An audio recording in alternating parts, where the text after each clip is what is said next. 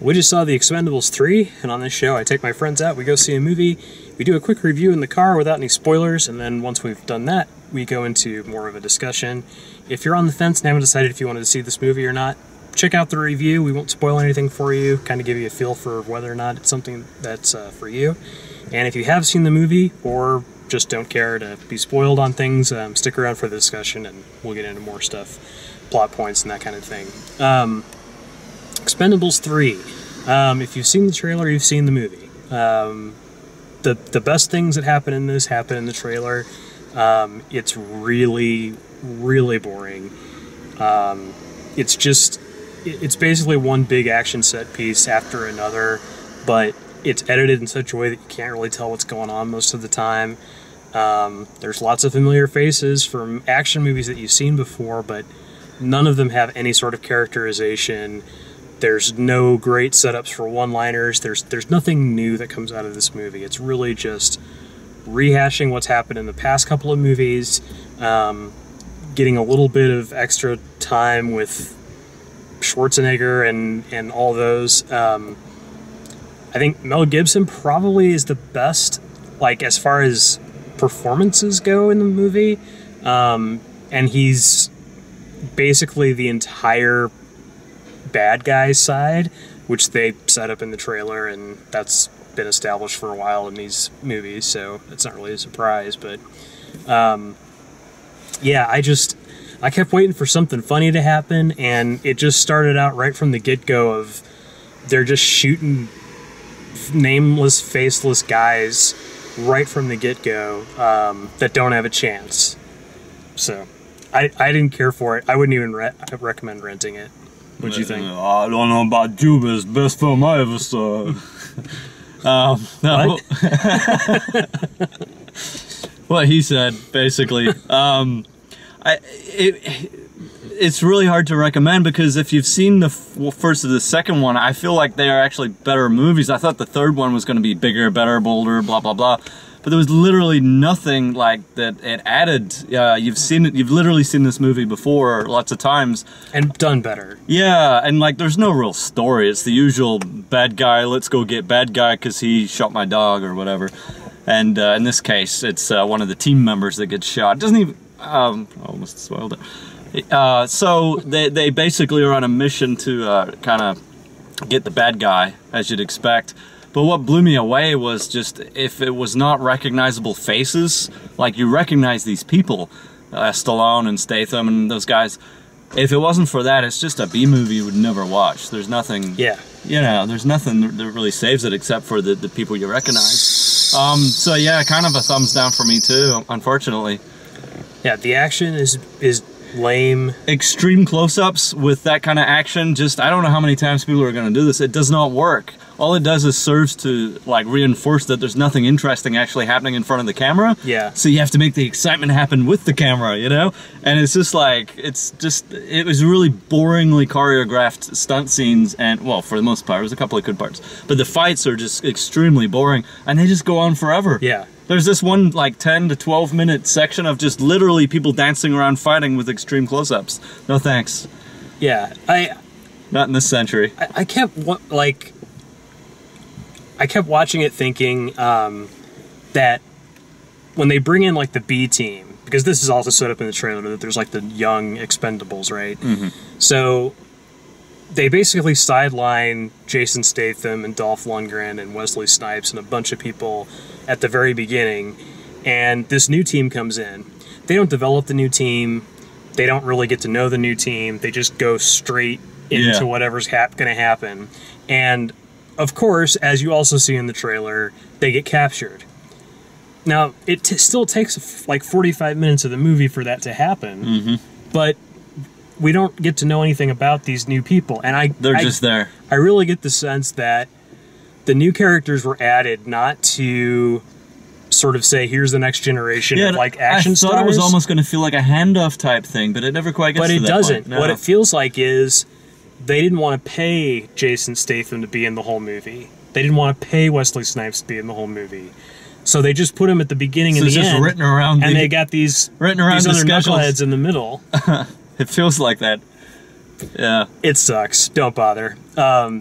we'll get into the spoiler parts now if you're still watching.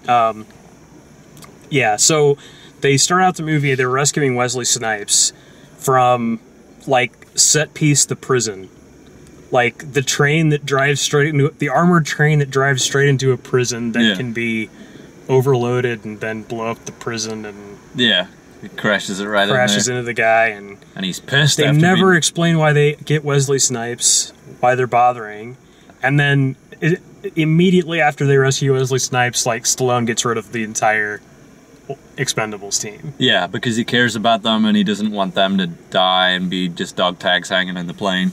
So then there's like a montage of him and Kelsey Grammer going around getting everybody. Looking for new people he doesn't care about, people that to him are truly expendable, people that are just as crazy and are willing to die. Because he doesn't want his A-team, his real team, he doesn't want to go through that with them. And as soon as they're assembled, he tries to take off on the runway and all the old guys are back. And I thought that was going to happen. And that's exactly what happened. They'd all be standing on the runway, fully equipped, ready to somehow know he was on that mission. Yeah. That's another problem is very, very predictable, the whole movie. You kind of know exactly what's going to happen to the bad guy at the end. And you know there's going to be a scene where he's going to talk too much instead of just shooting. And that happens a couple of times. Yeah, just every action movie cliche's in there. The other thing I worried about before seeing this movie, and I was wrong to be worried about it, this is a PG-13 Expendables. In the past, they have been R-rated. Oh, okay. I think at least one or two of them have. Yeah, there wasn't much blood, just a lot of action sounds. Zero blood. Yeah.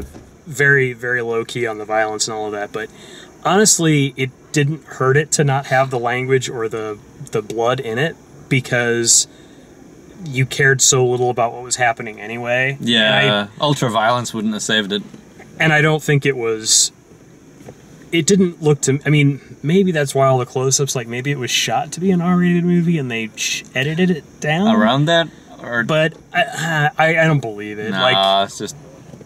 Nah, I think the other two are kind of like that, too. They just went 13 to try and get a bigger audience and to see this. And it's also been out on video on demand for, like, a month. So...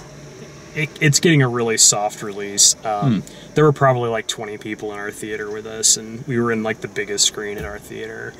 Yeah. So I don't think this is going to be a particularly successful movie, but who knows? I doubt it, though. Yeah, I was really surprised at just how absolutely nothing was new about it. It was totally just nothing happened. By the numbers action movie. I was bored. I was actually irritated. The most interesting thing to me was Mel Gibson, because you don't see him in a whole lot of stuff now, and he kind of relished that role of being the smarmy kind of guy. At least he had a bit of personality, though. He had personality, and Antonio Banderas had personality. Yes, Antonio Banderas plays kind of the comic relief throughout the whole thing. He's a very talkative guy, and that becomes the running gag through it, which is kind of the only running gag in it. Except for the usual making fun of 80s movies. Well, normally when you watch something like this, like, to me this falls in sort of that buddy cop sort of genre, where if you take away the buddies, like if you take away the team, the whole movie falls apart. Yeah, because there's nothing there, really. And what's really fun about these movies, or what I've found fun about these movies in the past, is watching, like, Statham and Stallone, like, the banter. riff on each other. Yeah. And you got so little of that. Well, there's some of it in this movie. It all feels forced. Yeah, and it's all lame, and yeah, there's not enough time given to any one character to really set the thing interesting up. Yeah, they're just. And it's funny because we saw some good like camaraderie team movies, you know, in the Avengers and very much in Guardians of the Galaxy, which was recently. People in it, and it's got a lot of stuff going on, but you get to know each and every character and they relate to each other in ways that are interesting. Right. This one has less going on, and yet they somehow managed to have less camaraderie, less of a team feeling, even though it's a team movie. You know. Yeah, that's how I felt. This felt like it's just a cash grab. It's like totally by the spend numbers. Time and absolutely generic action flick. Oh, and Jet Li, what a waste. He has like 2 lines in the whole thing. I was wondering when he was going to show up, and when he finally did, yeah, they were And just... then he just shoots a gun. Yeah. Like, you get Jet Li in your movie to shoot a gun. They could have shot most of his stuff on a green screen. He could have just called it in from Beijing. There was plenty of that, too. Yeah. Whenever they were in the car, it was like... Oh, that was pretty bad, yeah. This is like a 50s TV show? Yeah. Oh, man. Well, anyway, that's the Expendables 3. We hope we've saved you the money for that one. If you like the way we do these, please like the video, subscribe. Check out all the written and video reviews at dalemaxfield.com. Thanks for watching.